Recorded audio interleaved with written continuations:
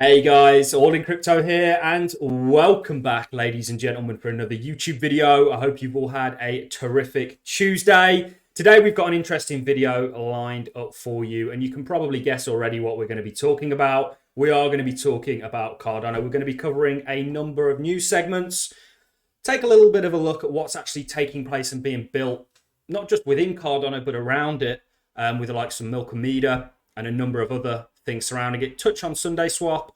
We're going to be diving into the price. We're also going to be doing something interesting, and we're going to be looking at the total value locked within Cardano's ecosystem, within this sort of DApp DeFi ecosystem, and comparing it to Ethereum's. Now, Ethereum, there's more value locked within Ethereum's DeFi ecosystem than the entirety of Cardano's market cap.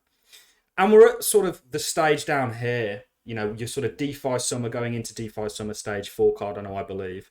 And I often look at Ethereum as a kind of roadmap, a blueprint for price appreciation, for market cap, and so on and so forth for Cardano. I think it's going to, follow a similar trajectory. It may even do it in a sort of faster manner, given the more kind of aware space that we're in. And ultimately, one thing that's very correlated is DeFi was exceptionally bullish for Ethereum. And you can see round about here, we were at a similar sort of market cap to where Cardano currently is today. This was going into the summer of 2020, which is when DeFi summer kind of happened. You can see over here, you saw a real uptick, not only in value to a lot of these DeFi projects, but exposure. They were becoming the new thing. Everybody was getting into yield farming and so on and so forth. I think a similar thing's about to take place for Cardano, and I think we're on the cusp of that. And as we start to see more and more dApps coming online, there's going to be more and more value locked up, more and more people getting drawn to Cardano, given some of the yield farming opportunities. And it's a very bright future that we have, and it's certainly a future and a journey that I'm very excited to be on with everybody. So let's get into this video. Let's not waffle on for too much longer. First of all, welcome home, guys. Thank you very much for coming back and delegating to the All in Crypto stake pool. All in is the ticker. We're at nearly 2 million ADA delegated to our pool. So that's amazing. We still have 0% margin, so we don't take any of the staking rewards. We only take the pool fee, which is really non-optional. So huge thank you to everybody for coming back and delegating with us. It's massively appreciated. And welcome home. This is, of course, in wake of the Sunday Swap ISPO. Closing. The Sunday Swap ISO is officially over. Rewards will be claimed on March the 1st via drip drops or via our faucet in the near future if you do not want to pay the drip drops fee. So that was just a quick announcement. We've already mentioned that they're going to be claimable via drip drops on the 1st of March. For anybody who didn't know, there you are. We will be doing a drip drops video. Lots of people asking me how to claim and so on and so forth. We're going to also be looking, of course, at a number of news things, but let's really, let's kick things off by looking at the price. One thing that absolutely amazes me is Cardano hasn't actually closed below $1 in nearly a year. So if this is potentially the floor, I mean, you can see this range that we're in, just when people think it's going to go lower, it finds support. If this is the floor, what's the ceiling going to be? It's a very bright future, and there's fundamental reasons to suggest that Cardano is going to grow and attract value. It's an extremely bright future that we've got ahead of us, guys. And Bitcoin as well looks somewhat promising given where it's actually found support. It's kind of support and resistance that we can see it acted as resistance over here. And you've flipped it as support, which is beautiful. You've also got this sort of 42K range, which is extremely significant that it's held. So we'll see what the future brings. We know there's a lot going on with sort of macro markets at the moment.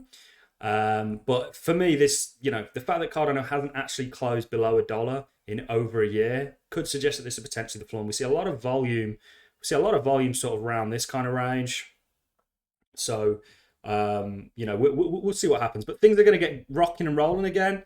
It's just going to be very dependent on the general sort of investing landscape at large, if you will, not just the crypto space, but generally, there's a lot of indecision. And I think Monday saw a lot of scared individuals, certainly the traditional markets over the weekend, given the Russia, the Fed, and so on and so forth, actually, relieve a little bit of that on Monday. But we've sort of found our footing since then. So we'll see what this week brings. It's going to certainly be an interesting week. Cardano Polkadot ETPs hit Frankfurt Stock Exchange. Now, an ETP is essentially exchange traded product. This is what the future looks like, and it's a future that we're moving towards. We're nowhere near seeing Cardano all over the stock exchange yet. That is coming, not just in Frankfurt, but globally. We're yet to see that. We're yet to even have a spot Bitcoin ETF approved in the US. Guys, you are still exceptionally early in a technology that's yet to be adopted and yet to even be pushed by Wall Street. The second Wall Street get the green light to push this, they're going to be pushing it in every which way. They're going to be pushing the farming opportunity. They're going to be doing everything to do with it, just like they did with the dot-com boom, just like they did with the housing products, because Wall Street ultimately don't care necessarily about the underlying project or products. What they care about is if they can make money and actually monetize it. And they will be able to do that with crypto via various exchange traded funds.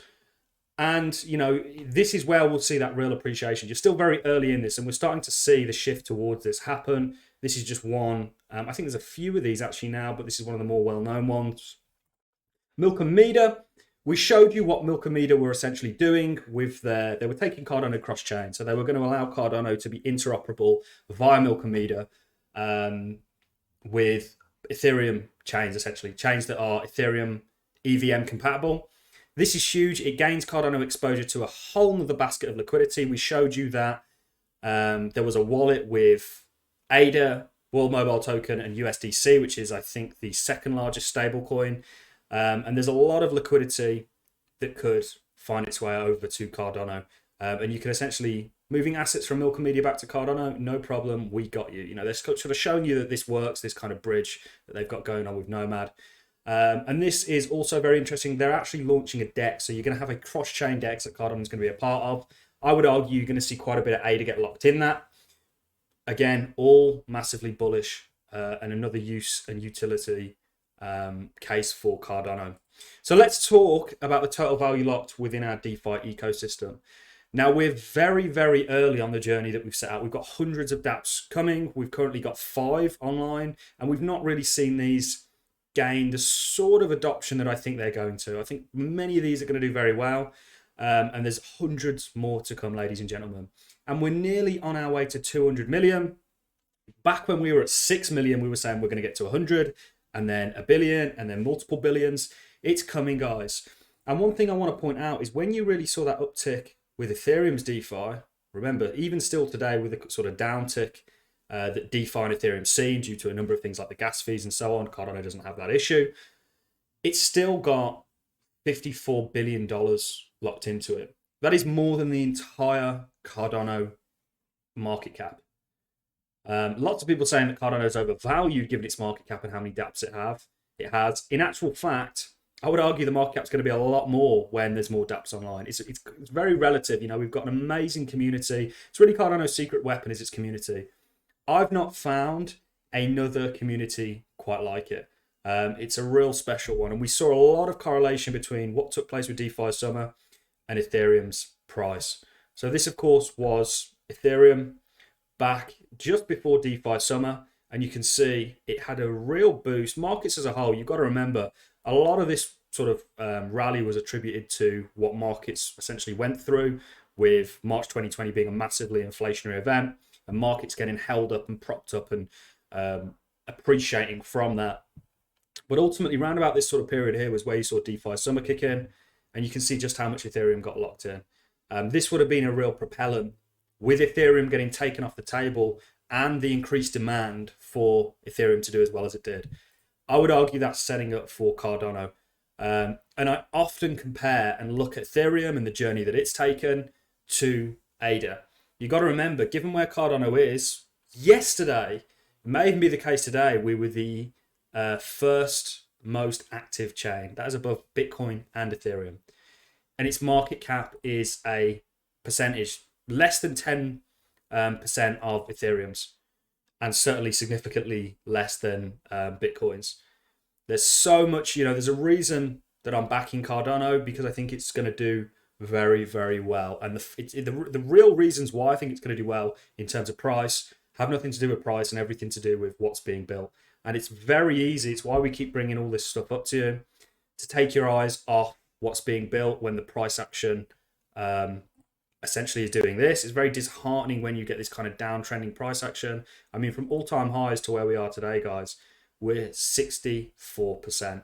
You can look at that as a loss, or you can look at that as an opportunity. The choice is yours. For me, it's an opportunity. I haven't stopped accumulating Cardano really since I got into it. And the reasons being is because I think the potential is still there for us to go a lot further than we currently are. So I'm going to stop rambling on. This was just a short and sweet video. Lots of interesting things taking place.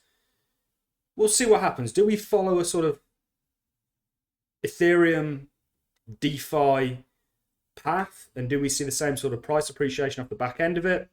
You've got to remember the conditions are different, but undoubtedly DeFi and Ethereum getting locked up within DeFi and Ethereum had a substantial role to play on just how well Ethereum did. That is still to come for Cardano, in my opinion, and that has me hugely bullish, along with a number of other things. Remember, we've not even sold off or closed a candle below $1 for a year now. So is this the floor? We will see. Where does the ceiling kind of end up? It's all still to come, guys. Super stoked to be on this journey with each and every one of you. That being said, I'm going to leave you on that note. If you've enjoyed this content, a like is always appreciated. So is a comment, and I'll catch you all in the next YouTube video. Thank you very much for watching, ladies and gentlemen. Have a fantastic Tuesday evening.